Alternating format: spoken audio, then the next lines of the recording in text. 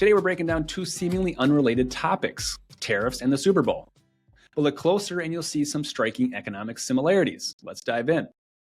First, let's talk about short-term effects. Both tariffs and the Super Bowl immediately impact economic activity.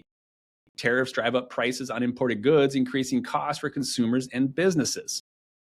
The Super Bowl spikes local spending. Hotels, bars, and restaurants see a surge in revenue as fans flood the host cities. And just like tariffs raise the cost of imports, Super Bowl commercials, way more expensive than any other time of the year. TV networks have leverage because advertisers know millions of eyeballs are watching. Similarly, the US, as one of the world's largest economies, has leverage when imposing tariffs on foreign goods. Now you might wonder, do tariffs and the Super Bowl cause inflation? Locally and in the short term, yes. In a Super Bowl city, hotel prices skyrocket, bar tabs grow, and even Uber rides surge. It's like a mini inflation spike. With tariffs, businesses facing higher import costs may pass those costs to consumers. That can cause local price increases, but zoomed out to the national level, things look a little bit different. Here's the key. Neither tariffs nor the Super Bowl actually create new money. They just reallocate it. One could argue the Super Bowl doesn't generate new spending. It just shifts entertainment dollars from movies or concerts to football. Tariffs don't create new money.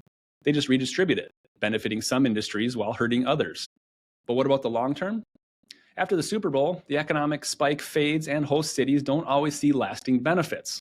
Similarly, tariffs broadly act like a tax. They create friction in trade, making it harder for businesses to operate efficiently. Think of supply chain disruptions, retooling of manufacturing, and changing workforce dynamics. Over time, they can reduce economic activity rather than growing it. Tariffs are just one piece of a bigger economic puzzle. They might drive volatility in specific sectors, but they don't change the fundamental principles of long-term investing.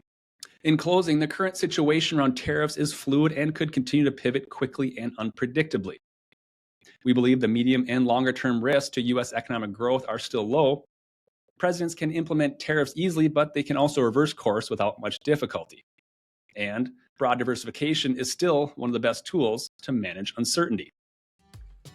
Hey, thanks for listening to our podcast. Information presented is for educational purposes only and does not intend to make an offer or solicitation for the sale or purchase of any specific securities, investments, or investment